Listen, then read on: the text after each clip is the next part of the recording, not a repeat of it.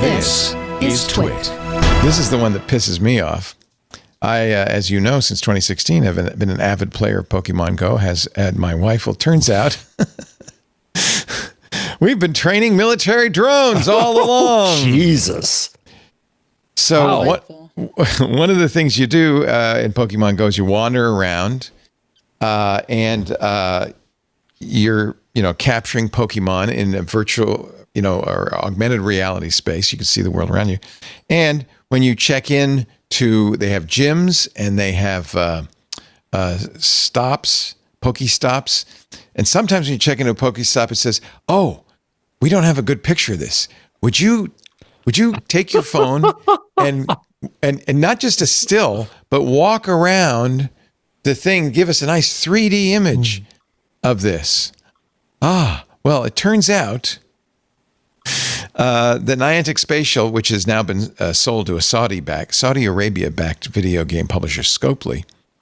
But even before, Niantic planned to use scans from millions of Pokemon Go players, along with data captured by users of the company's Scaniverse apps, to train and develop a large geospatial model, a 3D model of the physical world, trained on all of those scans that we did. So Lisa's been a sleeper agent for the Russians when they come after ground scans with their drones. Were one component to help train Niantic Spatial's real-world foundation models, AI systems. So, according to the MIT Technology Review, the images often captured the same location from many different angles under different lighting and weather conditions.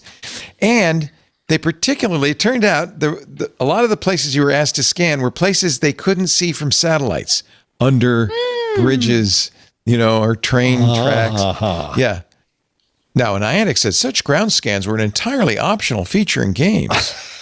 Where only traders used them. Yeah, a short video of a public location. We've been transparent about the fact the scans would improve our technology platform. What they didn't say is... If you read the fine print, you could see that that improvement would go straight to the U.S. government. What they didn't say, yes, exactly. Who's going to use this? Well, they have multiple contracts with the National Geospatial Intelligence Agency, various branches of the U.S. military, and the Department of Homeland Security. They have been able, during a conference held in London, Troy Smith, Director of Product Management at Niantic Spatial, described early testing of the system as leading to a 70% reduction in positioning error, accuracy to within 1.5 meters in many scenarios. For what? Battlefield robots and drones. Actually, Ukrainians have been using this for some time. Brilliant. Yeah. Isn't this true about everything you do on the internet, though? Yeah, it probably is. Editor-in-chief of the website DroneXL, Hey Kestelou, wrote, "The training data came from people who thought they were catching Pikachu under a license most never read, sold up a chain to ends at a sovereign wealth fund and a defense prime. Consent obtained for a game is not consent for a weapons program, even if the end use turns out to be defensible." Okay. There isn't direct access to the data. Niantic Spatial told Ars Technica, this is an Ars Technica article, it has no ongoing access to data from current Pokemon Go players because the game license belongs to this Saudi fund and the company Scopely since May 2025. You might want to read the terms. It's such a fun game. I just won't take any pictures of things under bridges. Are you both still playing it?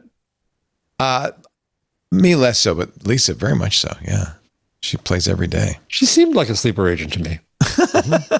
Like the Straight out of the Americans. The U.S. government thanks her for her service. Yes.